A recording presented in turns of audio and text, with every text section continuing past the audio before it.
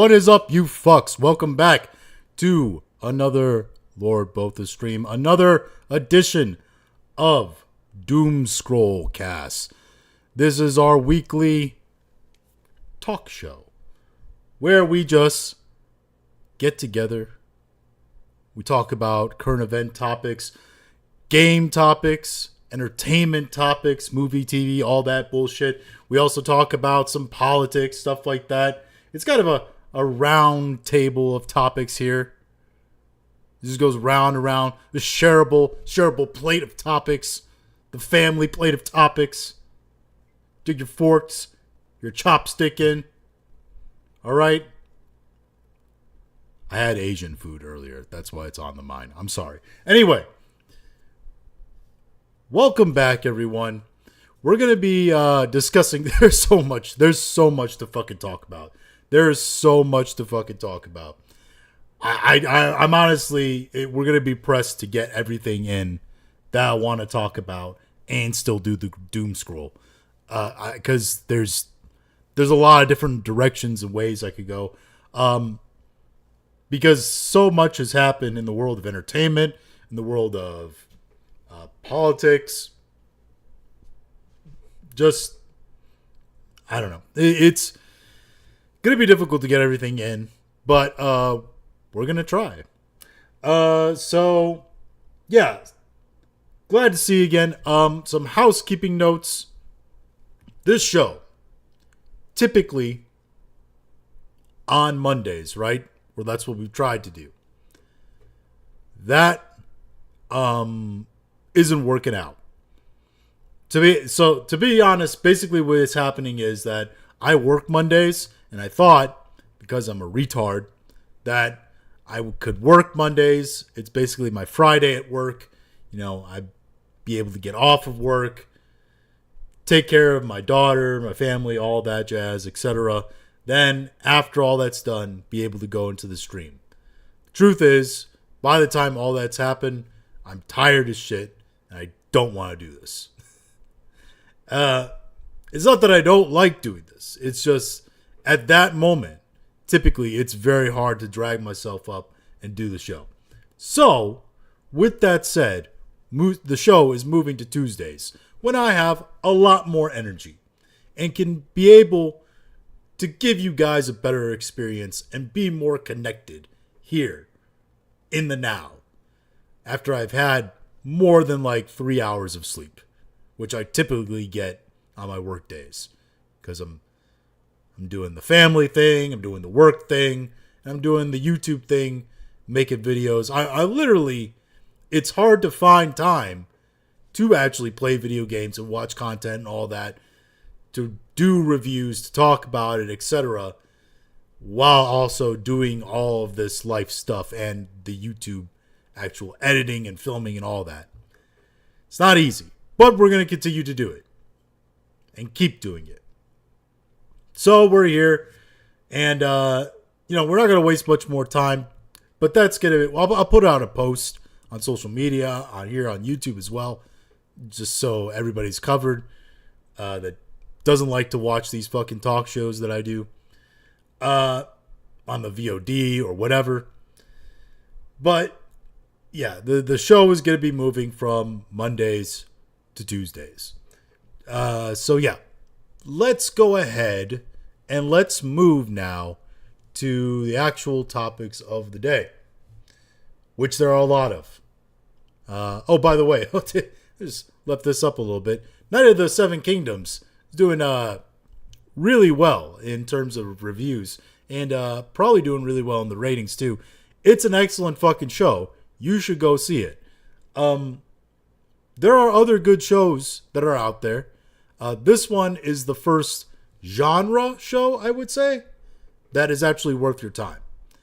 The other ones, they're drama shows, mostly by Taylor Sheridan, Landman, Tulsa King, stuff like that. But this is the first genre show, I think you could say, is really good. That's recent.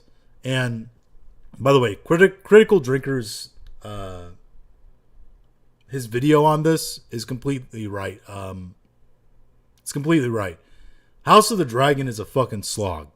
Like, it's hard to get through, if I'm being honest. Like, it's hard to watch. I honestly don't enjoy watching House of the Dragon because House of the Dragon it's HBO taking what they think people found the most interesting in Game of Thrones, which was also its downfall in the actual series, which is the political intrigue bit and that war bit, and making a whole show out of it. And people are kind of done with that. It's kind of been done. It's not boring, but it's stressful. It's the same thing as like the mystery boxes. Remember when mystery boxes were all the rage in television shows? People got burnt out on it. They didn't want to see it anymore. Like, it was annoying. So, let's see here. All right. Where do we want to start? Let's start at the top here. The Super Bowl halftime show. So, if you guys didn't know, you don't live in the United States or whatever, it's not as big a thing. Super Bowl was this Sunday. It was dog shit. It was very bad. I would not be surprised. I don't know the actual game numbers, but I know that I would not be surprised that if the actual game numbers were down. But the Super Bowl was pretty fucking terrible. Honestly, the final four teams of the NFL like playoffs were all teams that I don't think anybody was really interested in or wanted to see potentially win, because they were all non-dynasty teams and they were all like previous contender teams. These were teams that, if you look at their rosters and you look at the way they stack up and you look at the age of the guys on their rosters and especially their quarterbacks, these were all guys that, and their histories or whatever throughout play, these were all guys that nobody thought, hey, these guys are, if they don't win this year, they'll be back next year. They all felt like one-off teams that didn't feel like they were going to be able to keep the glue together to have a winning season next year. Like, there was no dynasties being born with these teams. And that's really what the drama that drives the NFL. This idea of dynasty and up and coming teams and underdogs versus those dynasties and etc. It's not a team. And unfortunately, I should say, they're trying to follow the NBA route, which I think is stupid, of becoming a star-based league and really kind of wanting parity in terms of teams. And parity, because they think if they have parity in teams, that the teams will be even. So you'll have close score games, which will drive up drama. People will be at the edge of their seat wanting to see how the close score games are going to turn out, etc. But if you have a bunch of all that and your teams are parity, they're all on the same level of talent, then you also have a question of who is really better than the other guy. And you also have constantly new winners. And there's no dynasty. There's no legacy being born. There's no idea of underdogs. No Cinderella stories. So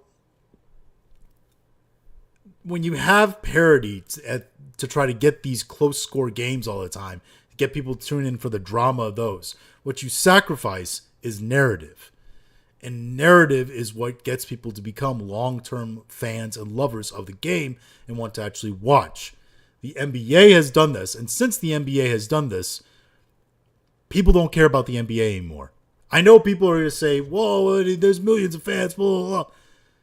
I understand that. But in terms of its peak popularity in, say, the 90s, early 2000s, it's not there anymore. The NBA is definitely in a downturn. And if the NFL keeps doing this, they're going to end up in a downturn as well. Especially if they keep trying to do this sort of thing where they're trying to appeal to fan bases beyond the United States. Because what they're doing is they're sacrificing their homegrown audience that they think they have locked down, they think is going to go nowhere in the United States audience. They're at the risk of sacrificing that to try to get a foreign audience, to tap into new markets, right? Because they think the world is at their fingertips. They think they can get the world interested in the NFL. And I think they can. But the world needs to adjust to the NFL a little bit. The world needs to adjust to us, United States, because we drive it. Especially in sports. But what they want to do is try to adjust to the world and appeal to the world by bringing in people like Bad Bunny. Because if you didn't know, Bad Bunny did the Super Bowl halftime show. Bad Bunny is Puerto Rican, which, yes, is American. United States. Puerto Rico is part of the United States. Should it and does it actually offer anything of benefit to the United States? I don't know about that. But it is part of the United States. He is American. So anybody out there, your aunt on Facebook, raging out being like, he's not even American. No, he is. He is. Does he like America?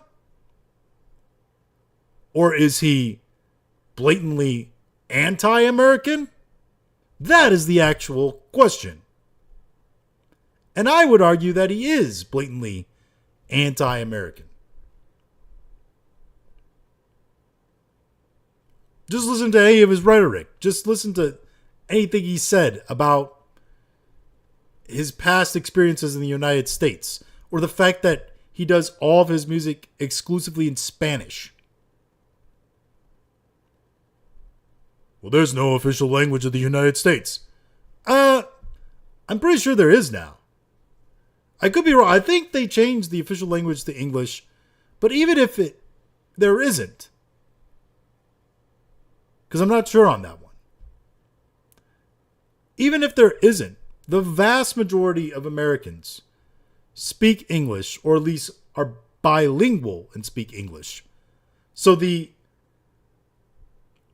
common language to speak would be English. So you're doing all your songs in Spanish.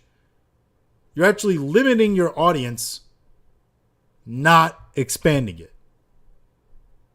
At the cost of being, I don't know, authentic, which is fine if that's what he wants. But should it be done for the Super Bowl halftime show? I don't think so. Because I guarantee you, the vast majority of people that watch the Super Bowl halftime show are not exclusively Spanish speakers. But anyway, there was a lot of debate, right? We knew this debate was going to happen because from the get-go, his rhetoric on Trump, his rhetoric on the Trump administration, the idea of having a exclusively Spanish halftime show, there was immediately a talk about, well, how much, what are the numbers going to be?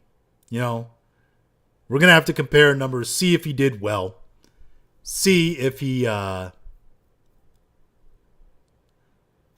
made a splash and got good ratings for his halftime show, because it's very, very important that he get good ratings, for the left, because then they could say, aha, you see? They do want it. All you righties are just...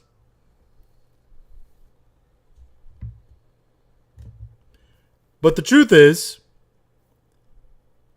the ratings came in and they paint a very, very different picture. Which is that, this is from Variety here, Bad Bunny's Super Bowl halftime show reached an average of 128.2 million viewers, breaking various NFL social media records. Now the second part. Nielsen measured 124.9 million viewers for this year's Super Bowl, higher than the average 124.9 million overall this year, but lower than the 133.5 million viewers for the Kendrick Lamar record-setting show last year. In fact, Bad Bunny had less viewers for a Super Bowl halftime show than the previous year, or the year before that, or even the year before that.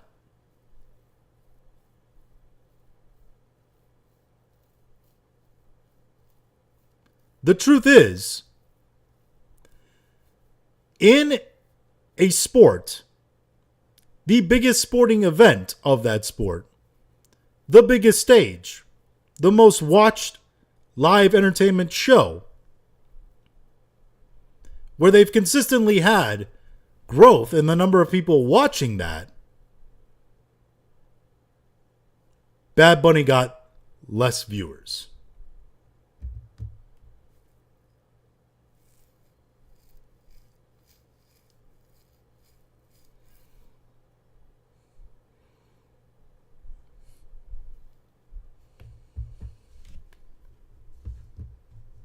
Let's see here.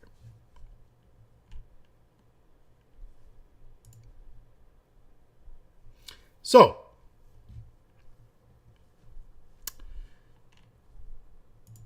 not only that, but this would also be in line. Let's see here. So many. I think I saved it. Yes. This would also be in line with what Samba TV said yesterday. Because Samba TV came out and said they're one of the leading TV analytics recorders, Samba TV. And they said Super Bowl 60 delivered another massive night of television, and the data tells an interesting story. Our latest viewership insight reveals 48.6 million U.S. households turned into Super Bowl 60, representing a 13% decrease from last year's game. So, 13% people less watched this year's game. Obviously, I think that points to not just the halftime show, but the fact that people didn't want to watch these two fucking teams. Kind of what I said earlier about the teams participating. Additionally, 26.5 million U.S. households watched Bad Bunny's halftime performance, down 39% from Kendrick Lamar's show. So, of the U.S. audience, of that 100 something million out there that were watching, right? The 26 million households, 26 million of them watched Bad Bunnies, which is 39% less than the previous year's show. Nearly 40%. 40% didn't want to watch Bad Bunny's show in the U.S., from the U.S. Which tells me, again, that politically, this country is about 50-50. Still, it tells me that people weren't interested in seeing his performance because it was going to be in Spanish. They don't like him. They don't like what he stands for, etc. Maybe some combination of all of it. But the point is, nobody wanted to watch him. Or at least those people didn't want to watch him. So, when certain guys out there, I think it was Variety maybe that said it,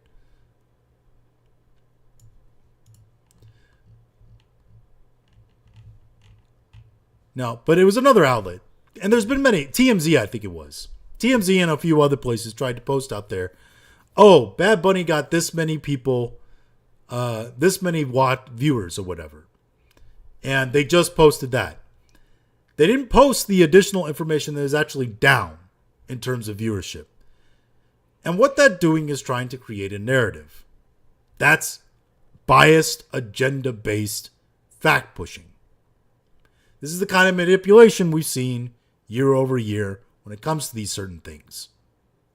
And it's why people don't trust the mainstream media and go out on the internet and try to look for this kind of additional information. And it's going to continue. It's going to continue this way. People are going to continue doing this because they don't trust the media. Because the truth is, there was, I'm just going to say, a significant portion of the audience that didn't want to watch Bad Bunny's performance. Now, did they all go over to TP USA and watch the All-American show or whatever? I don't think so. Although that show got, I think, across all platforms, over 6 million live viewers, which is nuts. I didn't think it was going to get anywhere close to that. I thought they'd be lucky to scratch maybe 1 million. Maybe. Or as bad as a couple 100K. But they got damn over 6 million across all platforms. Did all the people go over there and said? No, they didn't. A lot of people ended up being like me. In that, I just turned it off. I didn't want to watch it, so I just turned it off.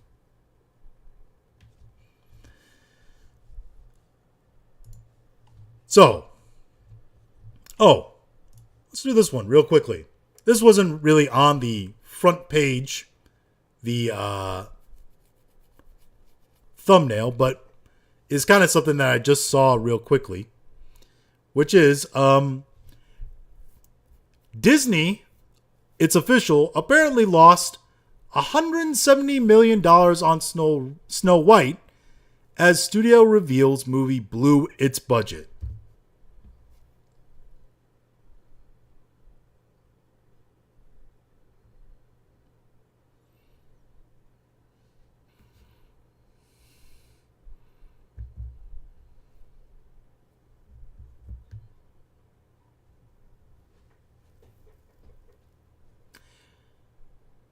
Yep.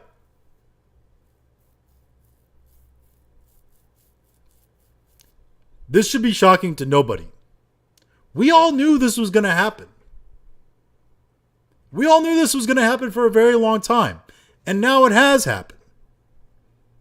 It happened, and now they're finally admitting it. Hey, Disney lost a whole bunch of fucking money on this.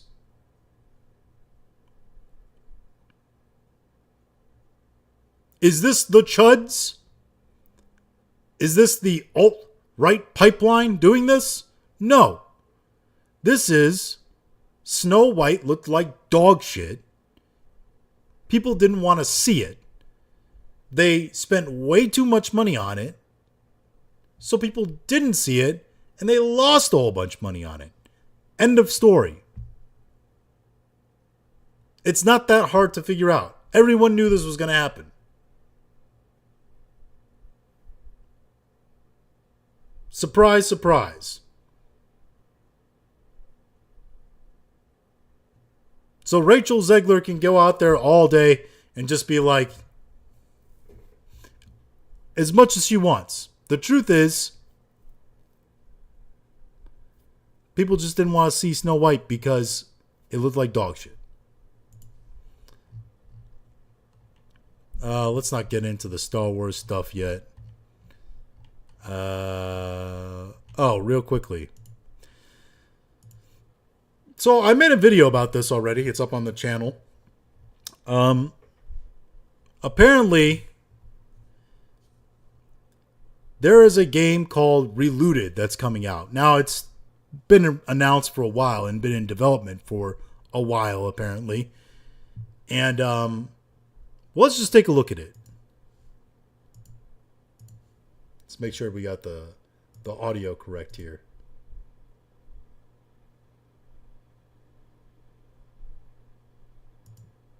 I think this is the right one. Let me see. Treaties were signed, promises made and broken.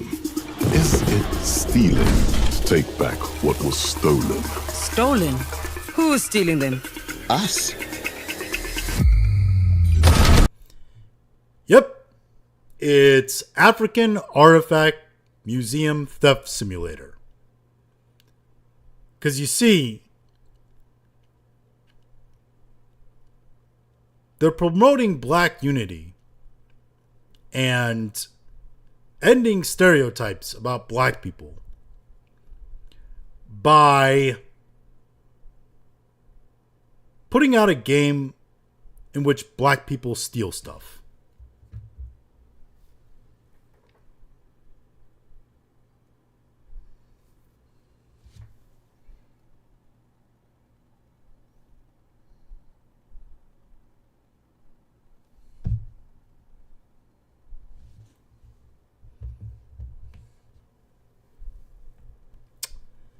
It makes sense, right? I mean,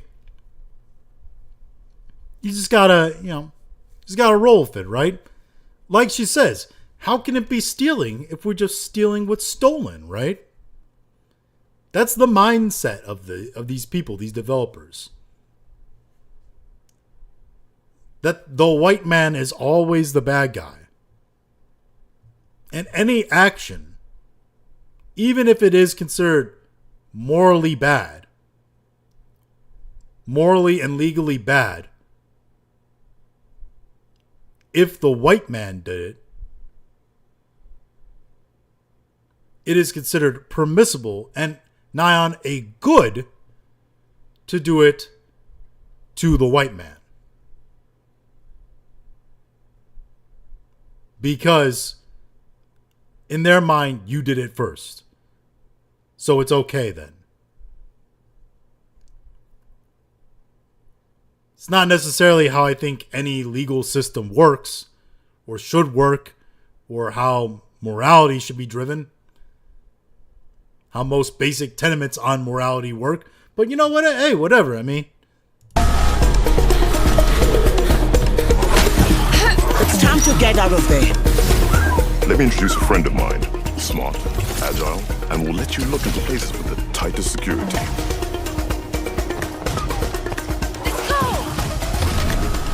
you know what annoys me about this is that the gameplay, I've seen the gameplay trailer for this, actually looks okay. It actually looks not that bad. And if this was a general heist game, I might touch it. But because of the narrative and the agenda ideas it's pushing, I couldn't give a shit. I couldn't care less. I could probably bench press every one of them. The locksmith strikes again. Not only, you see, not only do they have a diverse crew of all black people, all African black people, they also promoting African exceptionalism by stealing from people.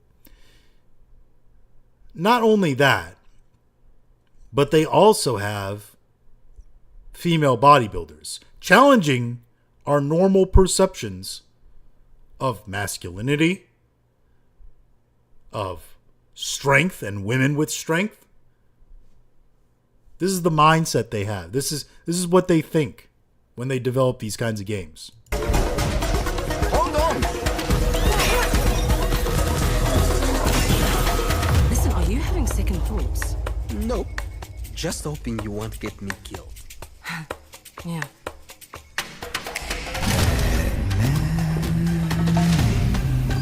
I know what you and your little crew are doing. Nobody threatens my family. Of course, the black guy who works with the white guys is the bad guy. Look at this, man. Look at this right here. Doesn't that make you want to just play this game? It's like Saints Row style art, but like Saints Row rebooted, the shitty Saints Row. All my friends and gets away with it. So we are going to do whatever it takes to take back Africa's belongings. And we're going to do it together.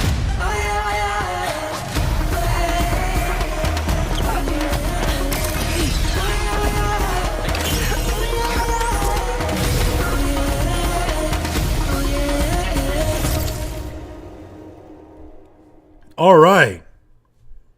Zero interest in that. So anyway, there's a video up of me making fun of that. You can check it out. But yeah, this game, by the way, released to a grand total, I think their peak was 57 players last time I looked. 57 players total playing the game. So this is basically another... It's another Dustborn. It's another This Is North. Or Take Us North. Whatever the fuck that game was called. Is it another Concord? Probably not. Because I'm sure they didn't sink as much money into this as fucking Concord, their developers, and PlayStation sunk it to them. But it is another game that is one of these ESG, DEI money games funded by... probably partially funded by the government, that is here today and gone tomorrow and only deserves to be laughed at, and was quite clearly developed in a time where they thought they were really cooking with this one, i.e. the start of the Biden administration. And by now, nobody gives a shit and laughs at this shit. So, yeah, rock solid has it right here. Rebooted launched today an astounding 5 players. 5.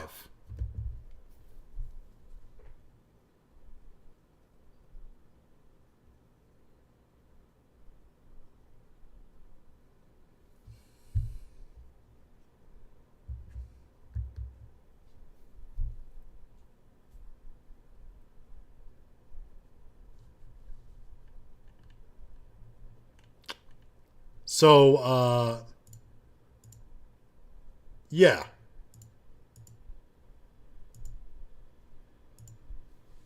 Hold on. I'm going to go full screen for a second. I don't know if my sounds are actually working. That's going to be embarrassing if so. Because I've been playing sounds. And I don't know if they've been going. No, because this fucker closed it. All right.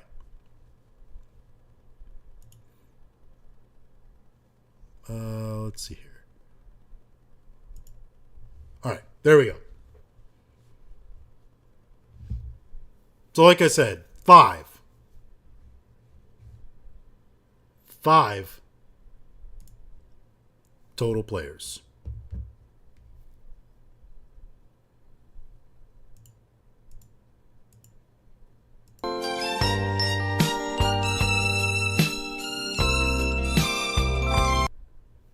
All right. I think it's finally working. I don't know. Anyway, fuck if I know.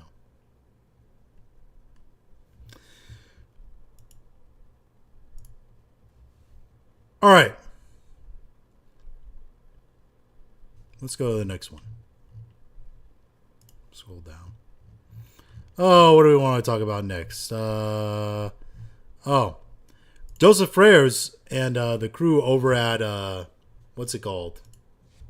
I don't even remember the name of his company. This dude, by the way, Joseph Freres, he's like the French, like John DeLorean.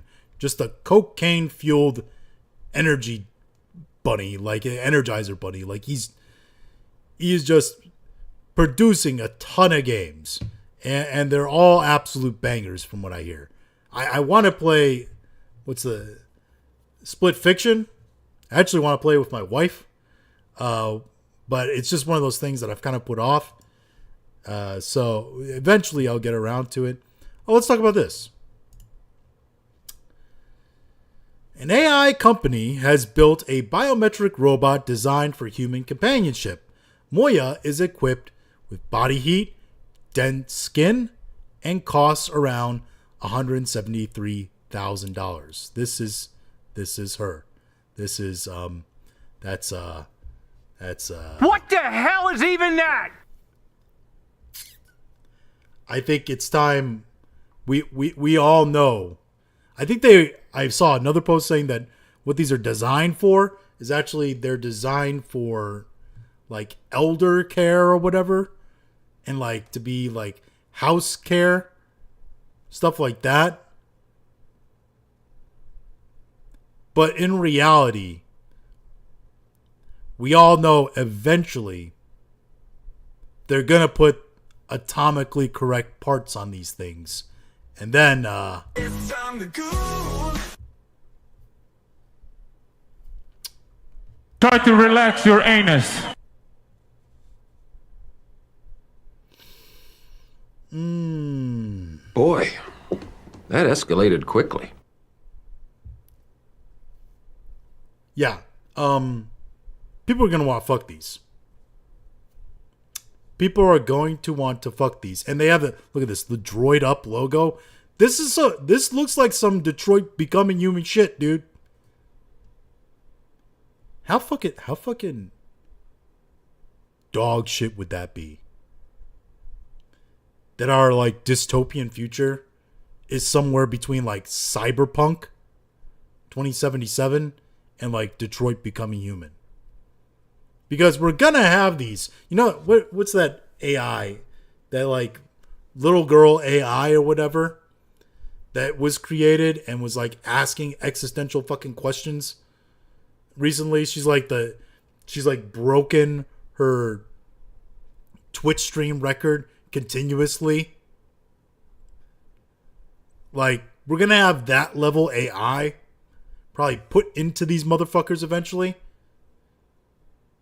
And then that's going to be Detroit Becoming Human. That's going to be the problem. Meanwhile, you're going to have cybernetic limbs being put into dudes. And you have fucking cyber psychosis. People literally getting metal fatigue and shit.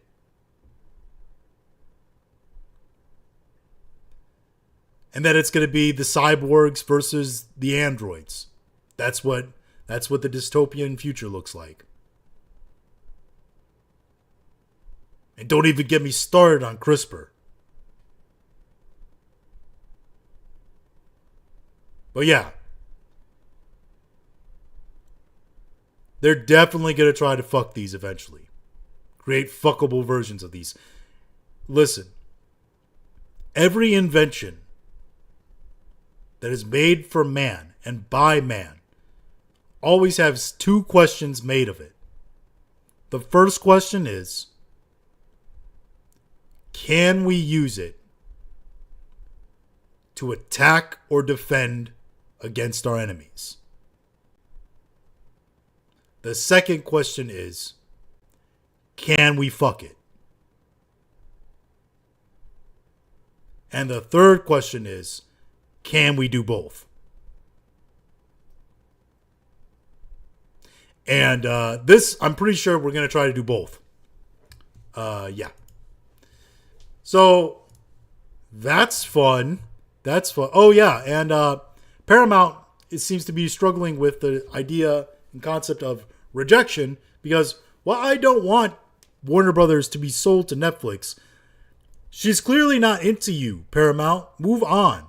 Because, Discussing Film says here, Paramount is adding more financial incentives to try to convince Warner Brothers shareholders to let them buy the studio. They will give the shareholders $650 million per quarter if the takeover isn't done by the end of 2026. They will pay the $2.8 billion termination fee on Netflix's deal. So these guys basically are all in on getting Warner Brothers. This is mortgaging the house for the girlfriend that's way too expensive. You need to stop. It's not gonna, like, this is not the way, man. This is not gonna save you. Do you have any idea how good your ideas? You're never going to have ideas good enough that's gonna pay for that in one lifetime.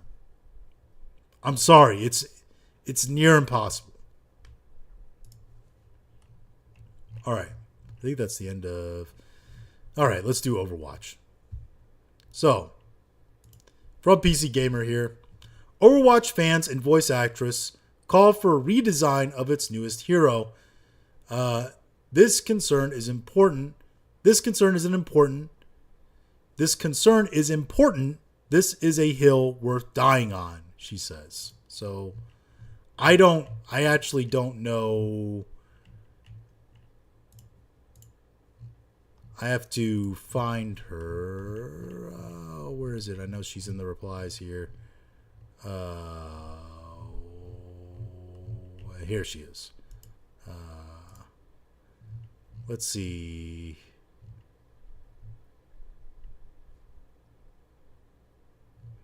Partnerversary. Maria, voice of honor in here. Hi. Y'all, they listened. All right. That's not the original video. Oh, where's the fucking original video she had?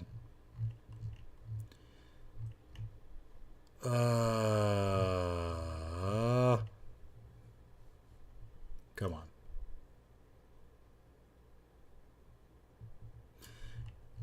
Anyway. Fucking hell, dude. She posts like a fucking teenage girl. Here we go. All right. It's three. I have not actually seen this. I've heard a little bit of the discussion about it. So we're going to watch it. See what we think. Hi, friends. I'm Fariha, and I voice Anran in Overwatch. 大家朋友们好，我是 Fariha， 我是安然的英语配音演员。I'm going to be so honest. We're very I'm Asian, about I know. This video because I didn't want to not address the elephant in the room, but I didn't want to step on the devs' toes or speak on their behalf because it's this tightrope in my mind of trying to honor the community and everyone's criticisms because I agree, and also I immediately hate her, and I'll tell you why. Not anything she said yet. It's the way she says things. These people, like, she has this very inauthentic theater kid cadence. These people talk like this, like, almost like they're talking down to you. And the way that they're always explaining things, and they're always, like, sort of being like, well, you see that sometimes blah, blah, blah, and blah, blah, blah, blah, blah, and what I really want is blah, blah, blah. And you understand, and what it really feels like, the way she speaks, is, I don't know, kind of like what I just said. It almost feels like you're being talked down to, or you're being lied to in some way. And they're speaking to you instead of with you. And, like, this is the kind of person that looks past you. You ever have those people in your life? Because I've worked with people like that. I've known people like that in my life, that they just look past you. Like they're talking to somebody else, or they are never really address you. Like you're unimportant to them. That's how this kind of feels like. give grace to the developers because they're always trying their best in the situation they're in, right? So I wanted to make sure that was there before I celebrated anything myself. So it feels like acting. I got to mourn Anran between the design I had hoped for her and the design we ended up with. Because I think in her comment and the cinematic Elemental Kin, there was a precedent set by it. There was a unspoken promise that said, we're going to challenge the beauty standards plaguing and ransacking media these days, right? The Ozempic chic, the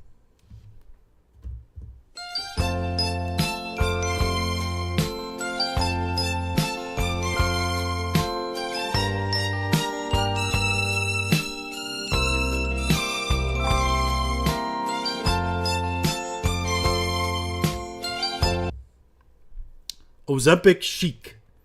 Challenge the beauty standards. See, here's the thing. A lot of people in the anti-woke sphere complained about this video and basically the idea that the character, which I've seen, is fairly sexy in the way that she's built and drawn. And they were complaining basically from this video that she was not wanting that and to challenge beauty standards.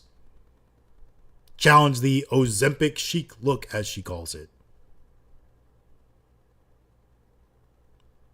Which, by the way, don't do Ozempic. I'm not a doctor. I don't know anything medically.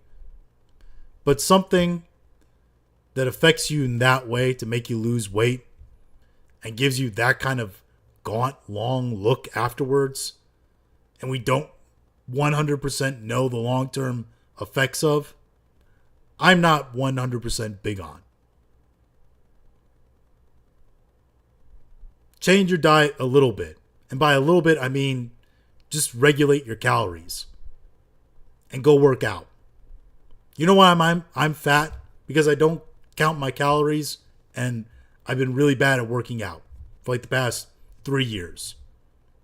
If I went out and worked out regularly, I managed my calories a little bit, cut down on the copious amounts of fucking soda I drink, I could cut weight. I just don't. But that's all you really need to do. Take in less calories than you expend and work out. It's not a hard thing to do or understand how to do. It is a hard thing to actually go do, or at least get started. But it is wrong for her to be like, oh, we're going to challenge the beauty standards that have basically been in place since, I don't know, the ancient period. Anyway. contour your nose. You have no nose, the tiniest nose. And I think because of that precedence, people feel understandably let down. Overwatch is a trailblazer at challenging that, right? Of trying to break. Somebody told this bitch to contour her nose. That was a very specific thing to get heated about in terms of beauty standards. I don't know. That's quite the freeze fame too. Those molds of trying to explore the bounds of what it means to be good, what it looks like to be heroic. And I think the result we got look like a fucking hero. Else. It says something that leaves a bad taste. Yeah, it says that heroes look like heroes. It's not the bold, optimistic swing that we know Overwatch to make. And by bold, they mean flat, because they made every character ugly and flat. It's a look that isn't congruent with her personality, right? She looks like the younger sibling. She looks more docile somehow as the fire hero. She looks more What's docile wrong than with the that? most docile peacekeeping support in the game. And I've been seeing everyone's redesigns and quietly bookmarking them. But I wanted you to hear that. So we're going with fan art now. From probably vocal minority that are angry about it. This concern is important. This is a hill worth dying on. It's worth speaking on. Because I believe that the more we speak up about the things that... This is a person who fundamentally thinks their opinions are more important than they actually are. This is a person that is speaking well outside of things they like. You got your character made in Overwatch. You got to voice that character. Like, that's a massive fucking win. Take the fucking win. Right? you don't need to use it for activism. You're not platforming anything. You're not a champion. You're not a cause. You're not a champion of some cause, all right? This is what has happened. Somewhere along the line, it's kind of when people started to lose like religion and the idea of religion being important and the idea of family being important. Traditional conservative values. People started to replace that with this idea of links to the past. And the idea that my forefathers, my ancestors struggled. They struggled, right? So I have to struggle too. I have to go through some sort of struggle and champion some cause as this sort of link to your ancestors and understand them. Because they were important because they fought for a cause. And if I want to be important, I have to fight for a cause too. The problem is, the causes nowadays are either really hard to champion or they're this bullshit. You know why? Because, especially here in the United States, we live pretty fucking comfortable lives. This kind of shit that we're complaining about right here is the ills derived from a comfortable society. Only comfortable societies ask questions of gender, race, position, economic status. Only those countries ask that. Countries where people are struggling for food, struggling to get to the next day, nobody is thinking of what is a man or what is a woman. Or what characters in Overwatch should look like. And you got people like this out here being like, oh, well, I thought the characters should challenge beauty standards and this is a hill worth dying on. What? What the fuck are you talking about? Truly matter to us, the more we'll see ourselves reflected in the world around us. The more we'll see our values in the world around us, right? And I want you to know that I shared all of this. The ills of a weak, the dev team. Soft society. Not only that, I was encouraged to be as open and honest as possible, to not hold anything back. And it's my hope that this isn't for naught, right? That they see it, they hear it from you all too. All right, we get the basic. It goes on for like another minute, but we get the basic gist of it. Well, apparently, the game director responded, so... Thank you all for the incredible reception to last week's Spotlight event. We're sorting through all the questions, comments, excitement, and feedback that you've all shared, and I wanted... By the way, they changed, as you can see here, to just Overwatch, because they finally realized what we realized years ago, which is Overwatch 2 is a dumb fucking name. And they should have just relaunched Overwatch. They shouldn't have made it a whole new fucking game. This idea of making, we're going to make a sequel of an always online game. Doesn't quite make sense. To take a moment to address one thing too little too late, in particular. Though, by the way. The team is currently discussing what it will take to make Onron look and feel more like the fierce older sister that we all envision her to be. We're so... By the way, the character Onron, I thought the name was fucking Ayn Rand when I saw it because... It's spelled A-N-R-A-N.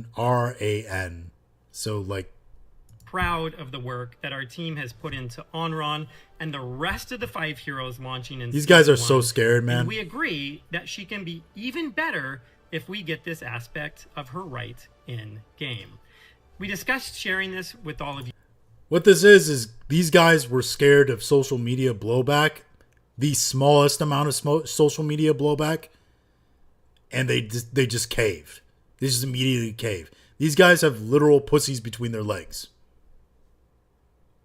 Like these guys Try to relax your anus. Yeah. Why are you gay? These guys have zero spine. And a lot of people out there will be like, I've seen in the replies will be like, oh, well, it's the face. It's the face is all wrong. Look at the redesign. The face doesn't look right. This doesn't sound like it's anything to do with the face. Doesn't seem like it has anything to do with the fucking face. You last week, but wanted to wait until we had confirmation of exactly what we can do. We're hoping to make this update in season 1, but I don't have specifics to share just yet. Our hero models are incredibly complicated, and we really need to test out what we can do. We're always striving to make Overwatch better, and I think season 1 is a great example of the dedication and tireless work that our team puts into this game, its universe, and ultimately our players. And we're so excited. Okay. It's a bunch of bullshit gobbledygook. That doesn't say anything. Yeah, like the Overwatch, I think I saw like a post that said it had its the highest like player count that it's had ever. Like beyond their like old numbers. It's like 165,000 or something like that. And the thing is, the reason why they're getting that is because there's a lot of discussion around Overwatch and certain tweaks that they've made, not just to the game, but to the game character models, i.e. making them hotter to try to compete with Marvel rivals. That has driven people back to Overwatch. Because Overwatch, as my boy Mazza always says, Marvel Rivals is good, but it's never been as good as Overwatch at its peak. Something along the lines like that. I'm paraphrasing him.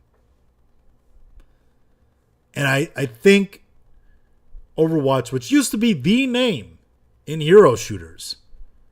By the way, I think hero shooters as like a gaming like genre is on a complete downward spiral. I think people it's super gimmicky and childishy, and I just don't think people are big on them anymore. I think Overwatch is trying to make a comeback by doing this, but I don't know if it's going to be too little too late. And especially if they're going to be as wishy-washy on this. Because, like, what's to stop some other creator from coming in and complaining about a character model? Then they have to completely redesign it. Are they going to do this for everybody? Are they going to do this every time a person makes a complaint? It just doesn't make any sense.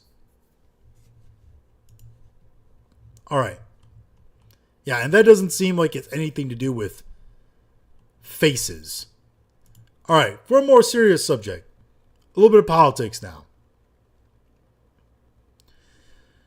All right, ABC News reports here. A former police chief who investigated Jeffrey Epstein in the mid-2000s told the FBI he had received a call from Donald Trump at the time to say, "Thank goodness you're stopping him. Everyone has known he's been doing this," according to FBI account. And I did see another one that said, like, he'd said that Ghislaine Maxwell was evil and a monster or something like that. But all of this points out to the fact that he is in the files. Trump is in the files, but the only thing he's in the files for is congratulating, from what it seems, congratulating a sheriff, a job well done, catching the evil person that is Jeffrey Epstein.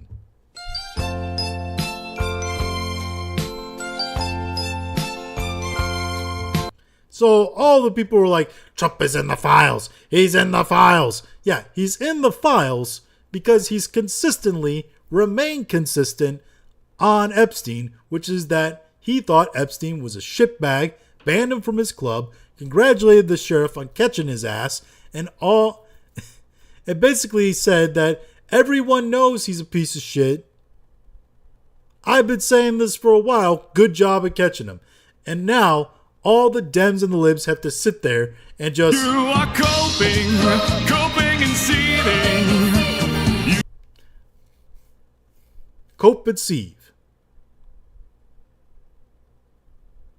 They're all saying, oh, he's guilty.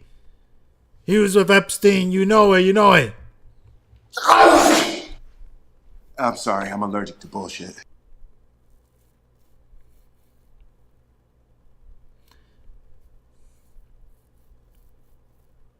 It's proven. Trump is that guy. You can't touch this motherfucker.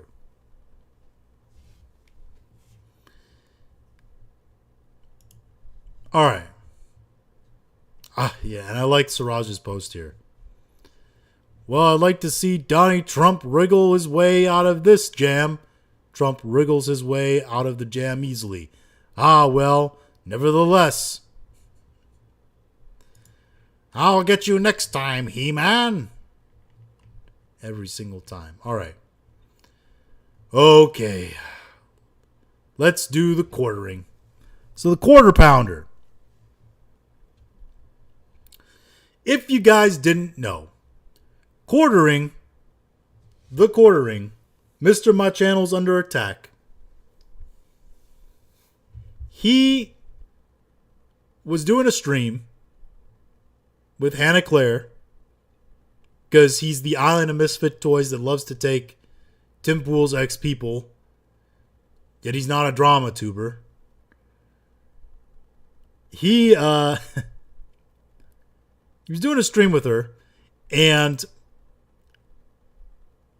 he's going through Twitter, right? Scrolling through Twitter. And you know, this show, as we do, we scroll through Twitter. Sometimes we see spicy stuff, a little spicy stuff, but I don't think we've ever seen open, like, nudity or open porn on this stream. It's yet to happen.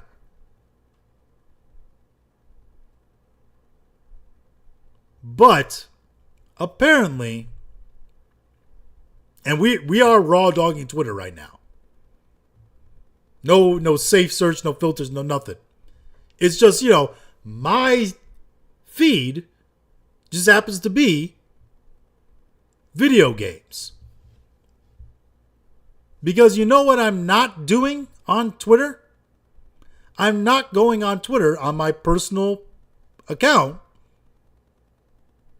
or even any secondary account and liking or bookmarking or keeping a whole bunch of pornographic content. Because surprisingly, Twitter is not the place that I go to do that.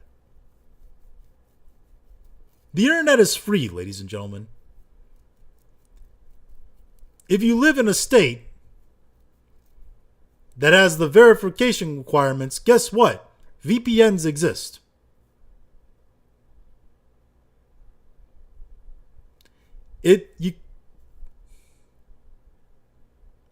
You can goon without using Twitter. And yet, for some reason, Quartering's page is flooded, apparently, with the prawn. Because he showed it, he accidentally clicked over and he showed some on stream. And of course he was like, oh, this is why I can't just show Twitter all the time, scroll Twitter. Yeah, you can't show it because you're liking a bunch of fucking porn on Twitter. That's clogging up your news feed. But he made this post later that said, during the stream today, I was just minding my own business, scrolling a trending news thread, and my entire audience was greeted with hardcore porn. LOL, oops, sorry guys. I guess it's not safe to scroll X live. I really fucking hate the degenerate porn on this site at Elon Musk. Now, the reason why we're looking at a picture of this post is because, as this person says here, the quartering deleted his tweet. Bro was caught gooning and got mad at Elon Musk for being a gooner.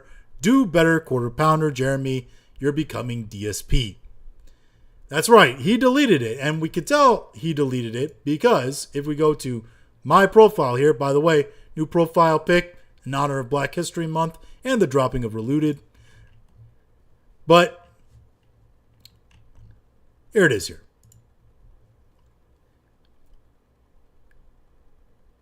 His post is gone. Deleted. Because I reposted it and I said, and you could tell he means it by the way he locked down replies, which doesn't seem weird at all. Because yes, before he deleted this post, quartering was he had locked replies. You couldn't reply to his tweet. And he didn't do that from the get-go. He did that after people were roasting him. And what's wild is, according to some people I saw, he was even hiding replies. Which you want to talk about bitch behavior. Hiding replies is the most bitch it gets.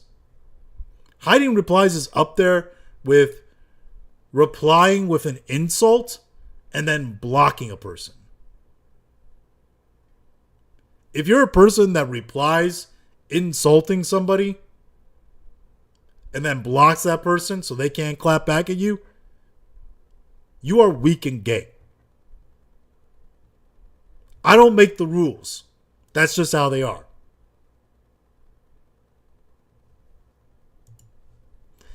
But yeah.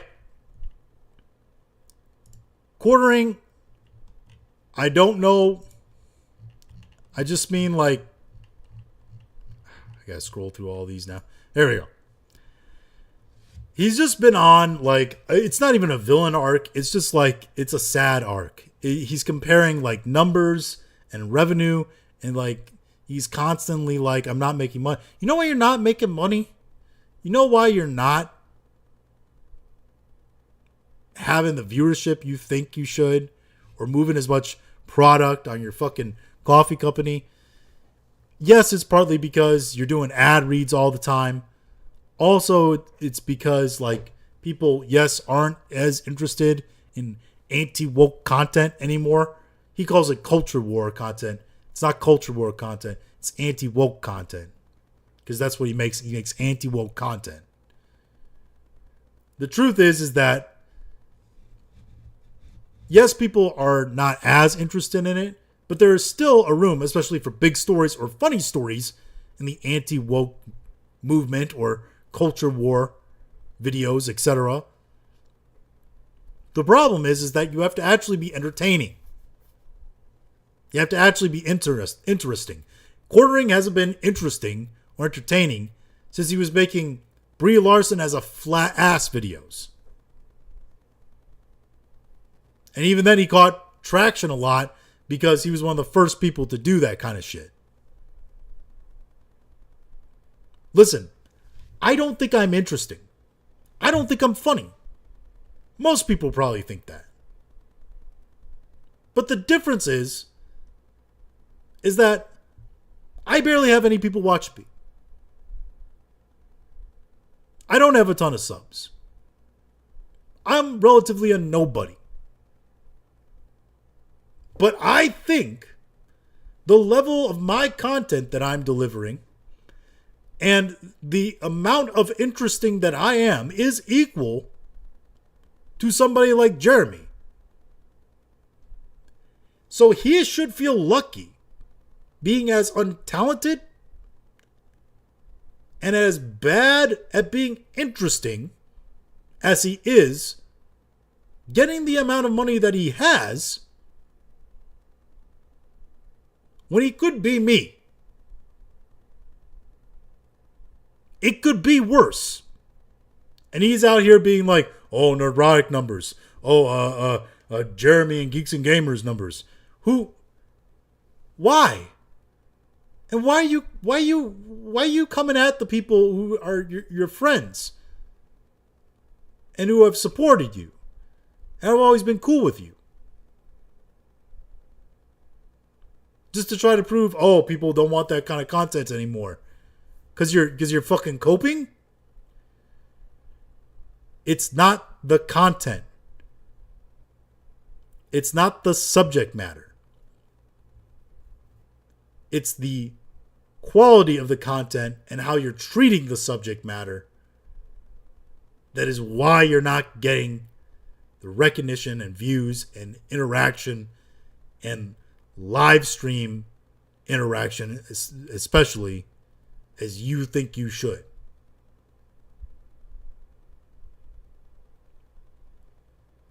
Make your videos funnier. You know who's a perfect example? Fucking Fratanga, okay?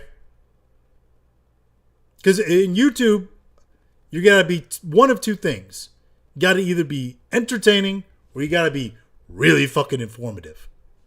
Some of the best YouTubers are both. Fratanga is pretty informative. His videos are also very funny. Alex, oh no, it's Alex. His videos, not as funny, but also very informative. Very good points. And his live streams are fucking king. Okay? Both those guys do great live streams.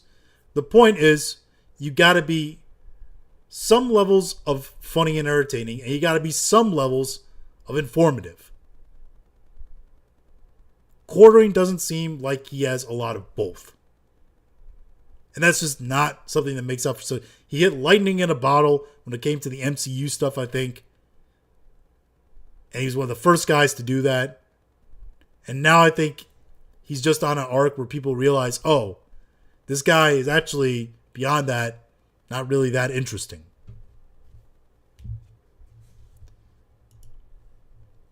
Alright, let's do fucking Mandalorian and Grogu. Let's see here. Let's go with this one. And we choose our... Alright, hold on. Let's do this one. Let's do Star Wars. Alright. So, to go along with the Super Bowl, right? A trailer was revealed at the Super Bowl. It was the Mandalorian and Grogu trailer. Now, I could say that this trailer was ass. I could say that it was disappointing. I could say that it was confusing. I could say that the tone was all over the place. I could say a lot of things about these trailers. But I think if I had to describe this trailer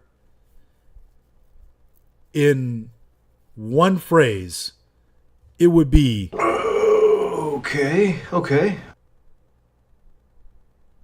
Or some variation of... What? Just take a look. Path. Sometimes we choose our path.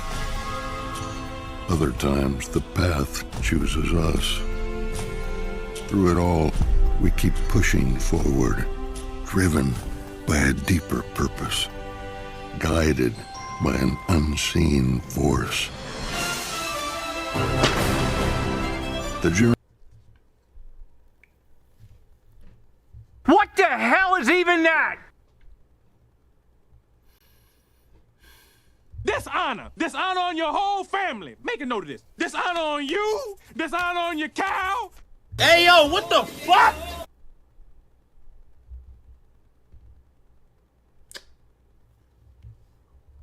Boy, that escalated quickly. When I saw this, I thought this was a fucking Tahoe commercial.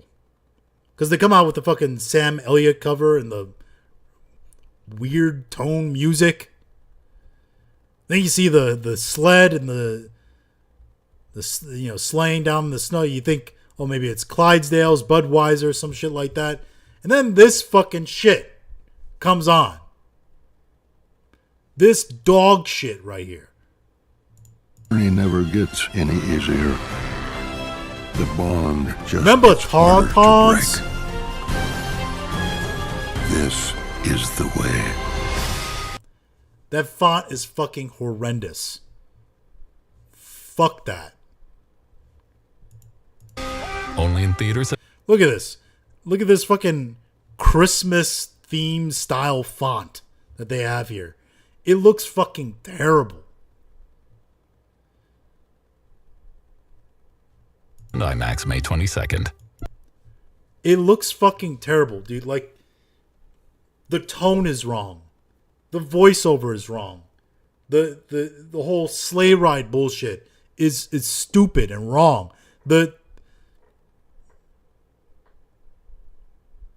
I haven't cared about The Mandalorian since maybe the start of season 2. Or the end of season 1.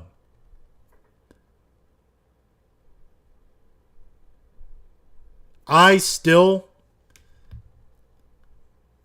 this hasn't convinced me, I'll tell you this right now, to go see the movie. I don't think it's convinced anybody to see the movie. But like, across the board, this is just a bad trailer. Bad teaser trailer. Bad marketing. And you know the marketing team, they thought they were fucking cooking.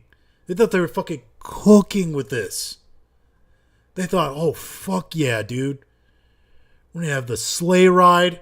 It's going to be like Tauntauns. Look like fucking Budweiser Clydesdales. They're doing the Super Bowl. Bro, it's going to be so good. People are going to fucking eat this shit. Be like, oh yeah, you remember the Budweiser ads?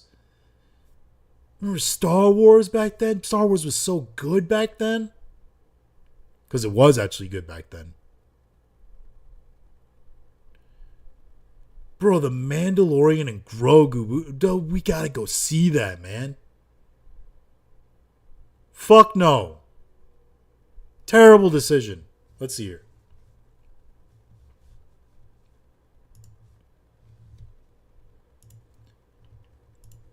And the responses. Nerdrotic. Star Wars is dead. Kind of expected from that one. We'll get to that one in a minute. Chris Gore. Why does this feel like a promo for a fast food chain? Exactly. That's what I thought. I thought this... I thought this was an ad for a fucking Tahoe. For a fucking truck. Hey, this was a Star Wars like trailer. Teaser trailer. The tone is just all off. It's weird and it feels like it has nothing to do with Star Wars. Even, look at this. Peter Scoretta, who is he's a Star Wars Disney show. I mean, look at this. Look at this. It's all Star Wars bullshit. Disney bullshit. Even he says, listen, I know I'll see it opening night and I'm sure I will love it, but the marketing for Mandalorian and Grogu is so weird and creating the opposite of hype. Even the shills know that this was dog shit. Even the shills know that this is not the way to promote this movie. If you thought this movie was going to flop, trust me, it is. And the marketing is not doing anything to help it. Look at this. It looks so fucking bad, dude. It looks fucking bad. But, alright, we'll get to the Ryan Kinnell repost there in a second. But Star Wars Holocron posted this as a follow-up. By the way, fucking dumbass everything Star Wars shills over here. But they stated Lucasfilm marketing brand lead Ryan Stankovich, which is a wild fucking name to have, clears up confusion about the Mandalorian and Grogu ad during the Super Bowl. Quote, our creative and marketing team landed on a unique, I'll say it's fucking unique, concept that gave a nod to classic big game spots of years past. It captured the warmth, humor, and emotional connection between these two beloved characters and was the perfect next step for our campaign as we lead up to their big screen debut this summer. You guys remember when The Mandalorian first started as a series? They had that opening scene where the Mandalorian got into a bar fight and it was like rough and gritty and felt like gritty Star Wars, and the dude got fucking like chopped in half by the closing door. And we thought, oh fuck yeah, this is gonna be like gritty shit. This is gonna be like adult Star Wars. We're gonna get some rough fucking Star Wars. Hell yeah. And then fucking Grogu comes on. And the whole tone shifts and it just becomes terrible. And he doesn't fucking go away. Capture the warmth, humor, and emotional connection between these two beloved characters.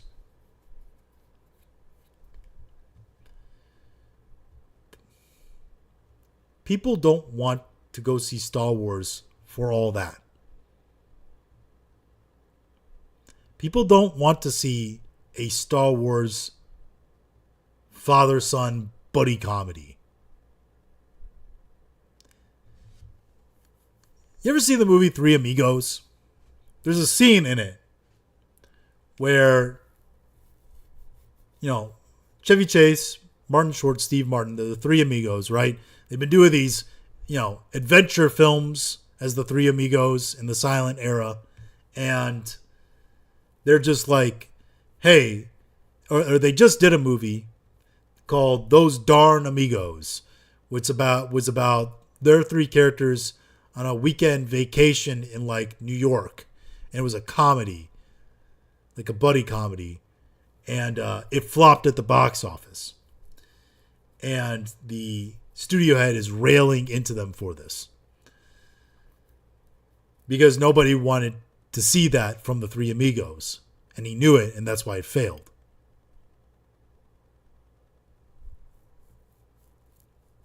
This is like that. Nobody wants to see this kind of movie. And this is, by the way, this is going to be the end of the Mandalorian series. There's no more Mandalorian series that's going to be made. It's done. They're going to do this movie. That's it. It's over. And it's going to go out on an absolute low. And it's going to kill Star Wars as a movie franchise. Like, gone. Like, Star Wars has no chance. Legacy sci-fi IPs are gone. Star Wars is gone. Star Trek is gone. Doctor Who is gone. The modernist has killed sci-fi because their view of what they think a future should be in Hollywood, but they are infusing that into sci-fi, into science fiction when they depict the future. This is why it's more important to go out and demand new sci-fi. Support new sci-fi that isn't these traditional IPs. Because these traditional IPs are gone. Every original idea they've had is gone. And they're not coming back. Either for a very long time or ever. It's the sad truth of it. Star Wars is dead. Star Trek is dead. Doctor Who is dead. Things like this Super Bowl ad just prove it. And everybody knows and sees it. But Ryan Kinnell reposted that, by the way, who said, imagine paying $10 million to run an ad during the Super Bowl, because that's how much they went, 8 to 10 million. It gets roasted by the audience, and you're forced to explain what the fuck you were thinking the next day. Wild. Yeah. Terrible marketing. Just terrible marketing idea. So I think that's everything on the save tabs. All right. Now we will begin the Doom Scroll. So let's see here. Let's... Oh, maybe I can get it to appear. No? All right. Let's this. Let's see here. Let's refresh Twitter. All right. Let's see what we got. Oh, look at this. Kada, our boy Khalil Too Short, said, must have been something I've said, because he said, just shut up and voice act. Yep, seems like a woman beater to me. Why not stick to flipping burgers, you misogynist bigot bitch? She really got him there. The only thing I flip... and he got blocked. Damn it, Kata. You've been telling the truth again. Yeah. Greg Foreman. All right. You were lied to by the liberal media. Greg is the Black Conservative Perspective on YouTube, by the way. I don't follow him. I got to follow him. All right.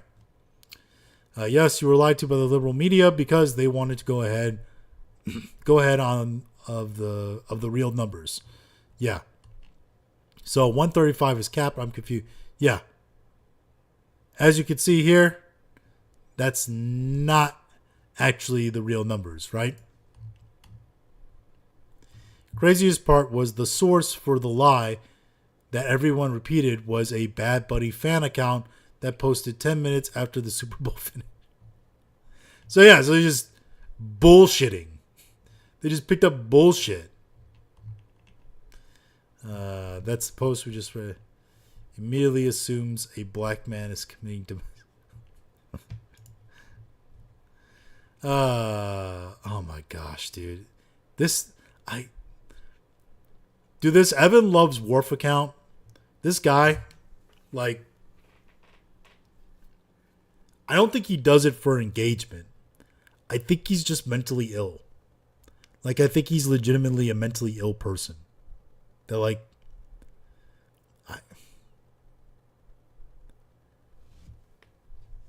I don't know, like, every time there's a meme that's just like, I think it's a Stephen A. Smith meme that's like, just smile and nod, boys. We're witnessing mental illness here.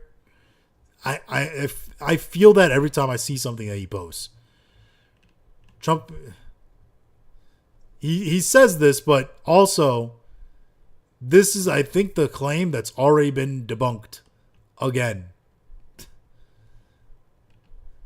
for a very long time. But yeah, that is the truth right there, as you've seen. Your right-wing political commentary, sir.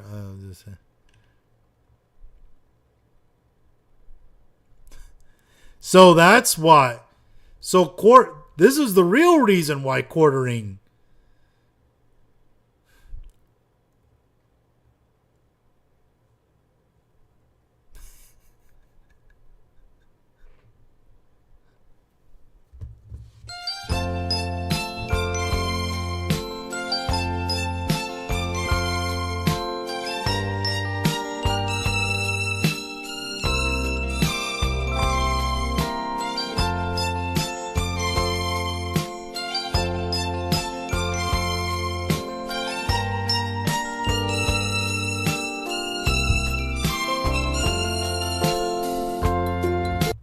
Damn!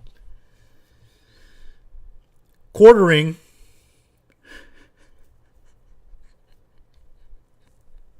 got community noted. So this is why he deleted the post. Motherfucker got community noted because it was him. It was him the whole time. We knew it.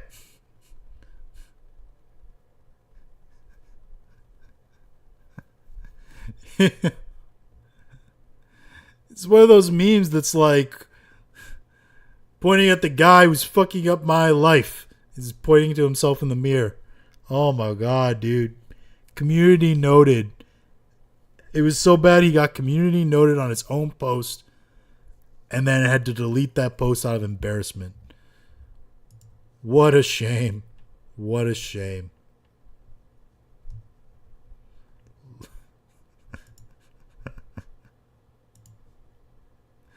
Siraj posts some wild stuff, dude. He'll be gone for like, I don't know. Siraj is like gone for like, I don't know, 4 months out of the year for Ramadan. It feels like Ramadan lasts like 3 times as long for Siraj than anyone else. But when he does come back and make posts, they're fucking bangers, dude. Trying to stop women from voting ahead of the midterms. Republicans have introduced a bill that would disenfranchise millions of women from voting if their married name doesn't match the name on their birth certificate. So, okay.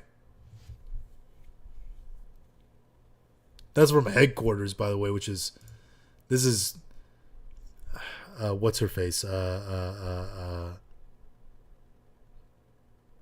Oh, gosh. The cackler, Kamala. This is Kamala's rebranded page, by the way, for her her former campaign office. So it's a mouthpiece of the left wing.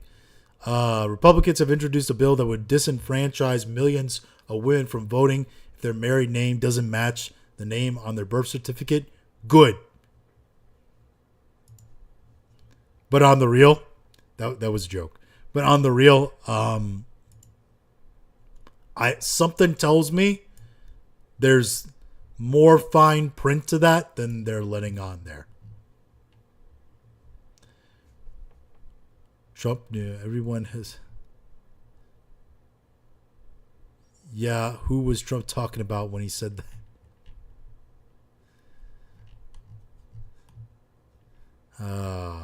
I fucking hate these, and I still this account, by the way, Scarlet Speedster, keep just spamming this fucking shit, these cut photographs, and I think I clicked on them once, only once, and now I'm getting spammed with them. This is why it's very important to curate your timeline and not search for things like the quartering searched in his Twitter search. Because then you're going to get things showing up in your timeline. Try to relax your anus. Nothing makes me happier than knowing that making a weirdo left us angry. Let's see. Tap the post. No. I'm not tapping the post. CNN admits the bottom line is this: voter ID is not controversial in this country. It is not controversial by party. It is not controversial by race. What is this? The racial breakdown? Okay, what's the racial breakdown on this, right? Because I think a lot of people make the argument that people of color, non-white Americans, have a harder time procuring a photo ID to vote. But even here, take a look here. Favorite photo ID to vote.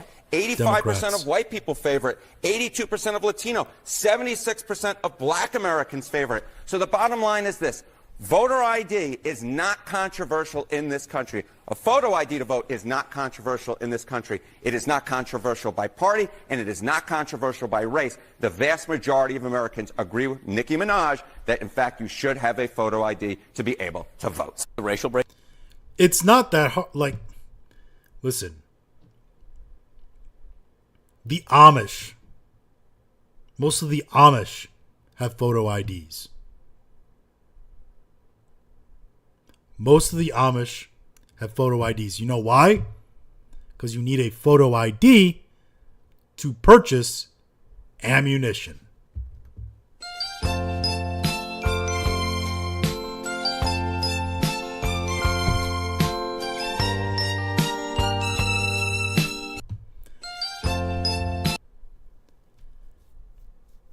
Trust me, I worked, I will say this, I worked in a job where my job was selling selling firearms. Part of my job was selling firearms. I had to be certified, actually federally certified to sell them and sell ammunition that went along with them.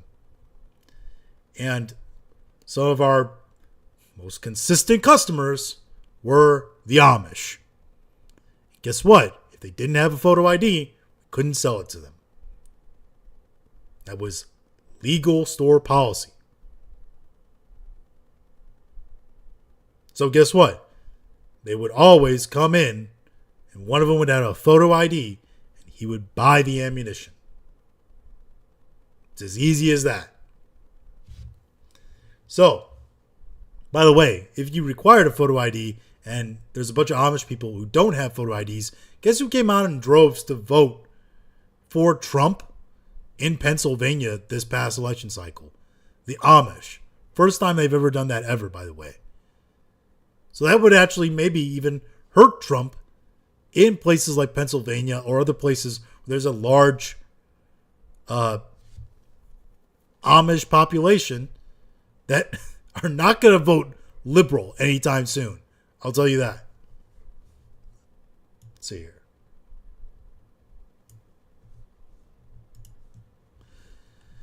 All right, let's keep going.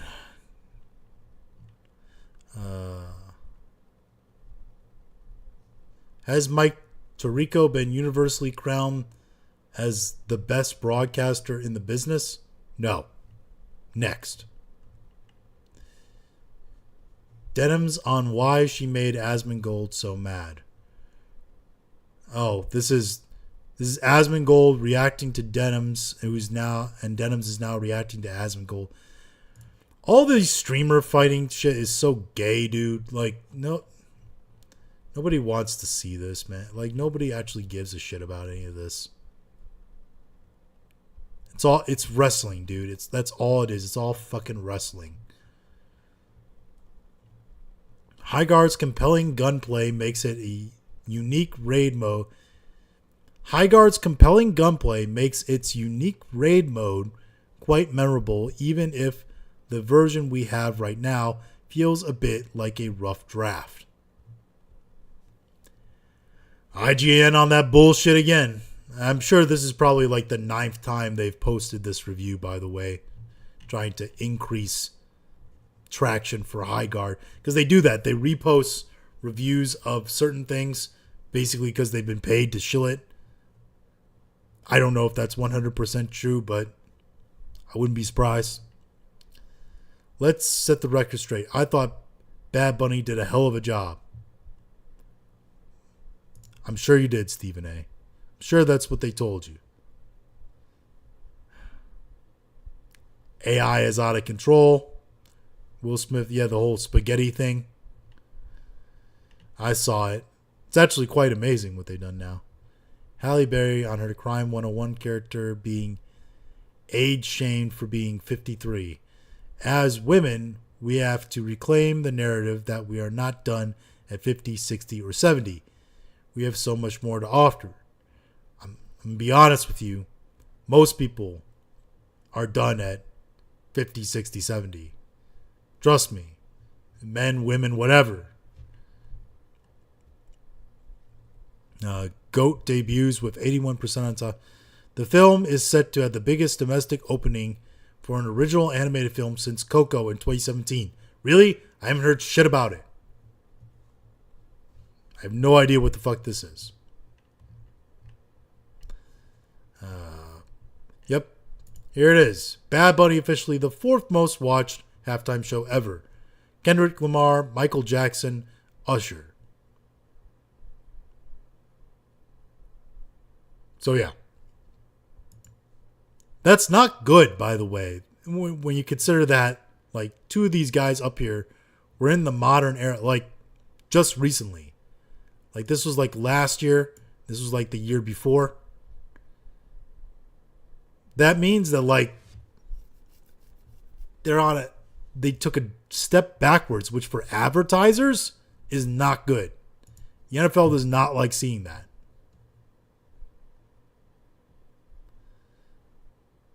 This was a line prompt in Sea Dance 2. If Hollywood is cooked, guys are right. Maybe the Hollywood is cooked, guys are... What the fuck? Maybe I'm retarded reading that sentence, but that... I don't have enough wherewithal to try to read that sentence again. But the AI is Brad Pitt, and the only thing the AI has wrong here is that they would never show Tom Cruise right next to Brad Pitt like that, because he's a lot smaller than Brad Pitt. It's good good generation otherwise, though. Narrative shattered, left as yeah. That. Yeah, the Will Smith eating spaghetti. There's more of that shit going around now. The AI is out of control, man. And it's going to get worse. They're going to put it in those fucking robot bodies, and then we're all cooked. All right. So, Overwatch China says its players recognize and cherish Honoron's, I think that's how it's pronounced, current design. They said they will ensure those voices are fully heard in all future discussions about modifying her model. I mean, I think the people are talking about it doesn't have anything to do with the face. They can try to say it's about the face. It's not about the fucking face. But even in the face, I mean, it doesn't look terribly that much different. Like, yeah. She's just mad that, like, they made her hot, is what it is. How Bad Bunny became the liberal celebrity that finally broke Trump. You are coping and seething. You just can't accept what you're seeing. Yes, you're coping and seething. The truth it is scalding, and now you are molding and coping so hard. Yeah, no. The Hollywood Reporter is on that copium. I was murdered. My fucking ear itches. All right. Let's see here. Minute-by-minute viewership data from Super Bowl 60 reveals interesting audience behavior as the Seattle Seahawks beat the New England Patriots in a dominating manner, contributing to what many people describe as an unexciting game. Overall viewership peaked at the end. So here we go. So you see this massive dip at halftime. Holy sh!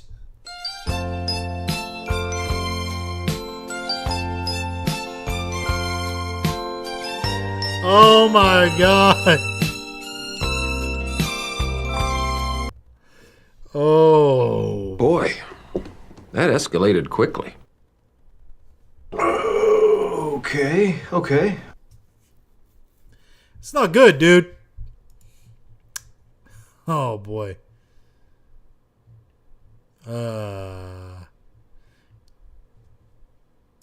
Democrats tricked Trump into helping release the Epstein files to finally get Trump. Democrats being tricked. You got this, sister. You were super, super close. Right in the kisser. Show that knight who's boss.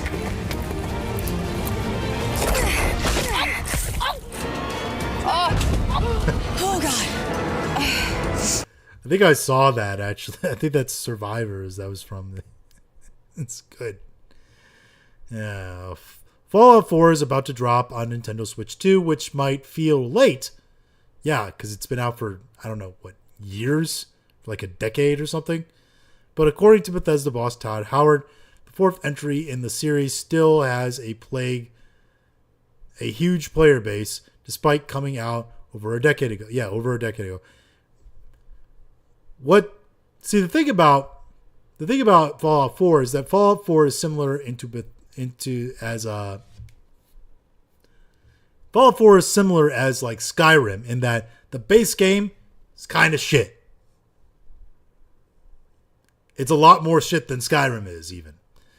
But the mods make it actually interesting and fun. And you want to play it. And I'm actually one of the few that actually likes the voice protagonists.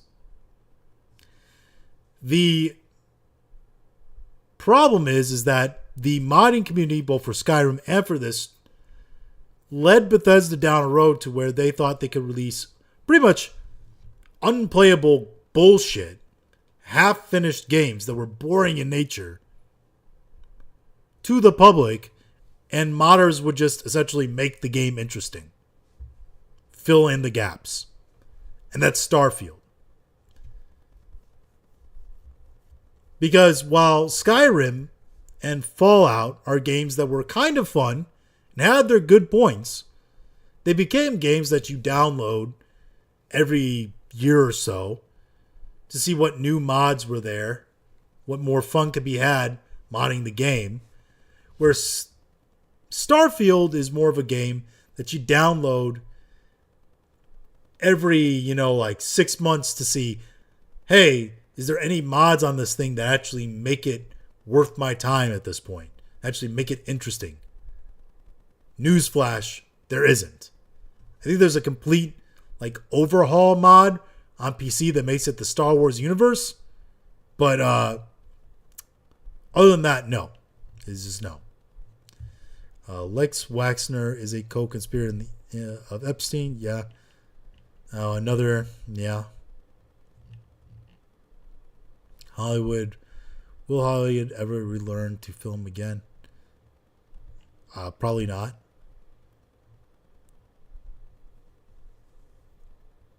Yeah, you know what? I'm told that I didn't know that was Tom Brady. Tom Brady kind of looks. I don't know about those 70s serial killer sunglasses there, but Tom Brady looking like early 20 teens, late 20-aughts, like Logic. I'm told that I'm being flown out to Saudi Arabia to compete in a Fanatics flag football game with you. Yeah, you know what? I'm actually a little worried for you because I know Worried for me? Well, you're a good athlete, but you're like No. these guys Great. are another level. I am the highest level. I am the level. No, you're not the level. I am the level. You're a good athlete, but honestly, when I'm thinking of Saquon Barkley and I'm thinking of bro, can Saquon Odell Barkley Beckham do and Justin Jefferson, a flip off the top rope? Have you a not 180 seen him moonsault jump off the top over rope someone's onto head? LA It's Knight? cute. It's a great. I love WWE. It's very cute. But honestly, this is like real football. This is real competition.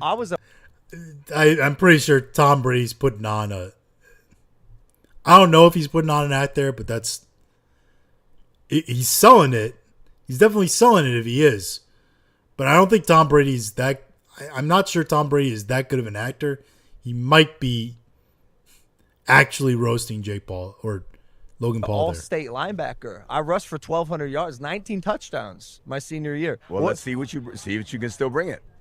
I mean, look, we all had a great pass. Linebacker that rushed for so many yards? What? You know what matters? This game, March 21st in Saudi. I'm glad you're going to be there, and I'm glad you're finally going to participate in like a competition that matters. This guy's insane. The audacity of Tom Brady. I can't believe it. Wins 7 Super Bowls, thinks he can just go around and talk about his flag football game like it's going to be the Pro Bowl. It's going to be way better than that. They're definitely selling the flag football game, at least. This commercial is perfect. Shame you messed it up last year. 150 years. Yeah. With the whole fucking... I'm told. What's her face? Or what's his face? Dylan Mulvaney. Bullseye ball toy commercial. Oh, yeah, man. I remember being a kid. That shit was cool, man. You wanted that shit. My parents never got it for me though. That's for sure. Hogwarts Legacy released 3 years ago today. Still one of the like best-selling games of like all time. It's wild. Mostly because people who had no fucking like nothing to do with the Game Awards or nothing to do with this game. I said Game Awards because it's fucking Game Awards that posted this. People that had nothing to do with video games were playing Hogwarts Legacy because they love Harry Potter.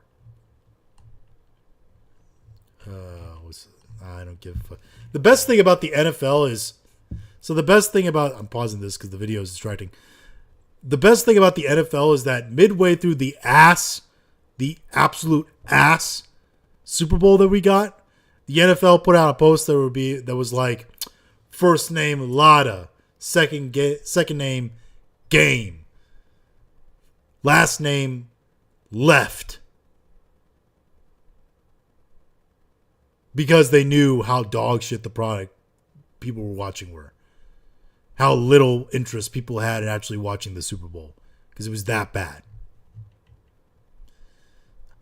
You have to name him.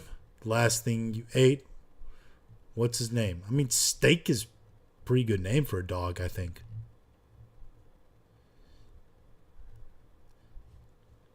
If you don't know what's going on in Nigeria, your media sources suck.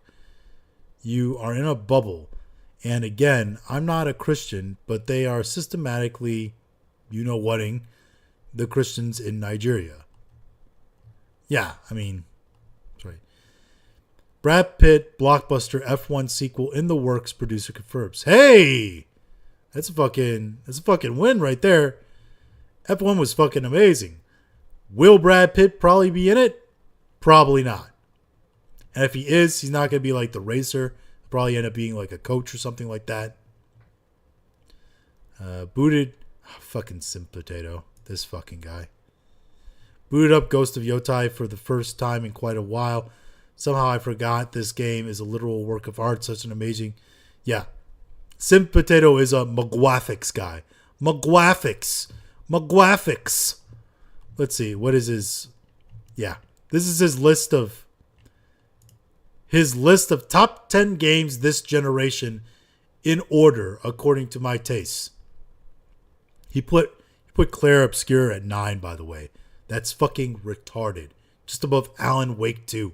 Was the fuck Alan Wake 2 on this list is that's Try to relax your anus. Kingdom Come Deliverance 2 at 1, I can understand. Cyberpunk 2077, way too high. God of War Ragnarok, Sony Pony game. But some people are into it. Baldur's Gate 3, understandable. I might put that at 3 or 2. Death Stranding 2, that's the Kojima effect right there. Elden Ring, super popular, understand. Jedi Survivor is actually pretty good. Is it a top 10 game of the generation? Probably not. Resident Evil 4, I mean, I'm not that big into Resident Evil, so I can't really say. I don't think it's probably in a top 10 situation. But yeah, if you didn't notice, all these games on here have one thing in common. They are graphics heavy games. Even Claire Obscure. Done in Unreal Engine 3, but it's done really, really well. Or is it Unreal Engine 5? I can't remember. The latest Unreal Engine.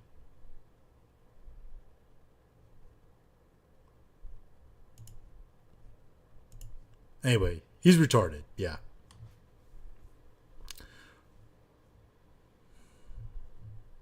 All right. More Bad Bunny bullshit.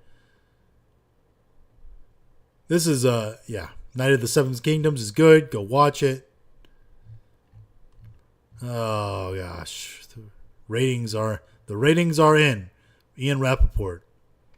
And the ratings are down, boys. Very down. The Dragon and Crimson Desert Yeah, the dragon in Crimson Desert is insanely detailed. Yeah, look at this shit. Look. Dude, I don't understand, man. This game feels like, dude, I know they've came out in statements, the developer, and said like, oh, it's actually going to be like, we're doing blah, blah, blah, blah. And they like understand the concerns about optimization, but I just feel like there's no way this game can be optimized. There's no way the game is going to be optimized. If only Xbox made better games, celebrates literally every Xbox port that comes to PC. Yeah. So, Sony ponies are something, man. Jumped on me again. I am reading all that. Yeah.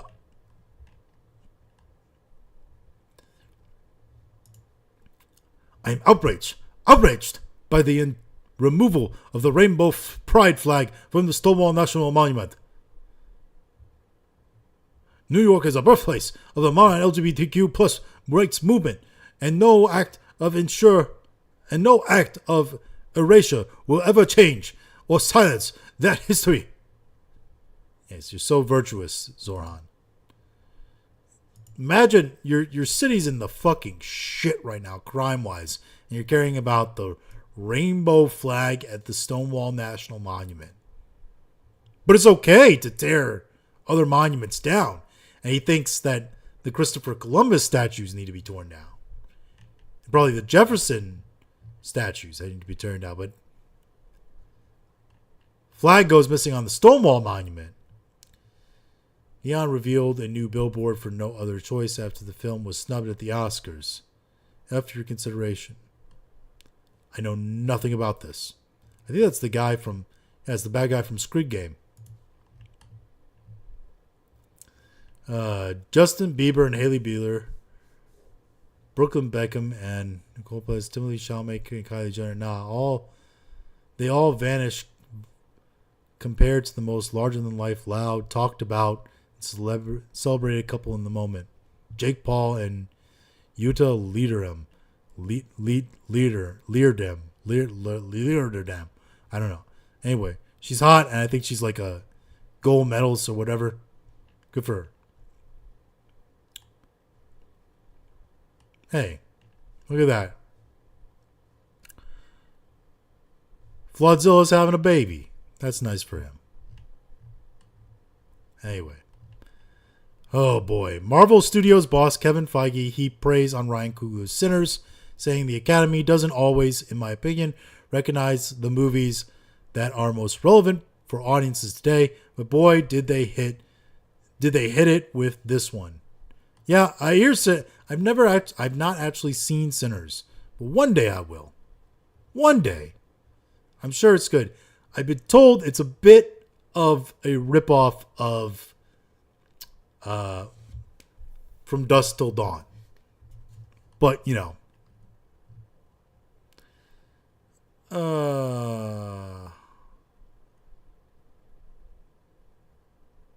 Let's see here. You know, most Republican player of any team. The San Francisco 49ers currently have the most players registered as Republicans on their team among all NFL teams.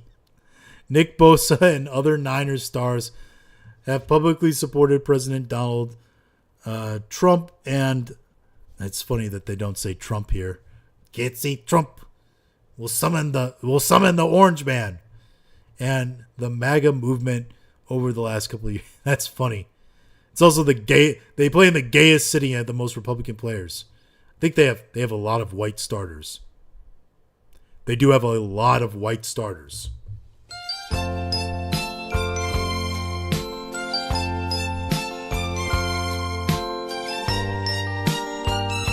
Just saying.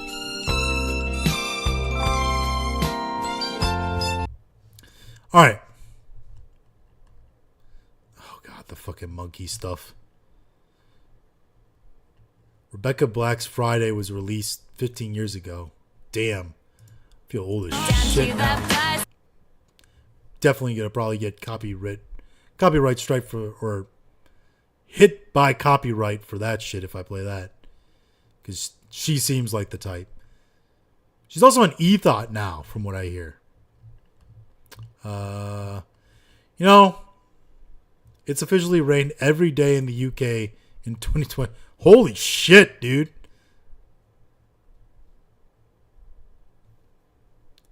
Bad times in the UK. Make her look like an activist voice. That's a good one. All right. Democrat fundraisers invited Jeffrey Epstein to a private meeting with Representative Hakeem Jeffries during 2013 effort to win the House majority. That's suspicious. Huh. Anyway, we've been going for like what? Just over 2 hours? I think that's about it. We've doom scrolled enough today. Well, I hope you guys liked the show. We were able to get through all those topics. Some of them we talked on a little bit more ancillary. Some of them a bit more wild. But hey, it's been fun. Appreciate you, all the guys that have come in, taken a view of the stream. Everybody that sees it on the VOD. Everybody that likes, shares, subscribe, all that. We'll be back Thursday with a gaming stream. Going to be playing more Fable. And again, we're going to be not speed running, but kind of focus more on the story of Fable. It's hard for me because when I see quests, I just want to pick them up. And then I'm running around trying to manage the quests. But I can't really do that in Fable because the game gives me a fucking headache the way the camera moves, the controls. It's just, it feels dated. Even the anniversary one hasn't aged extremely well. So yeah, so we might focus more on the story, or at least try to. But yeah, gaming stream on Thursday. Again, these streams are moving now to Tuesday around this time, 10 o'clock. So we're going to be doing more of that. And again, more videos in the intermediate. Probably going to be working on some more of those tonight. And we will see you again later. Hope you have a wonderful rest of your night. Catching any other late night streams. Watching any late night shows, movies, whatever. Playing some games. And we'll talk to you guys again later. Have a good night.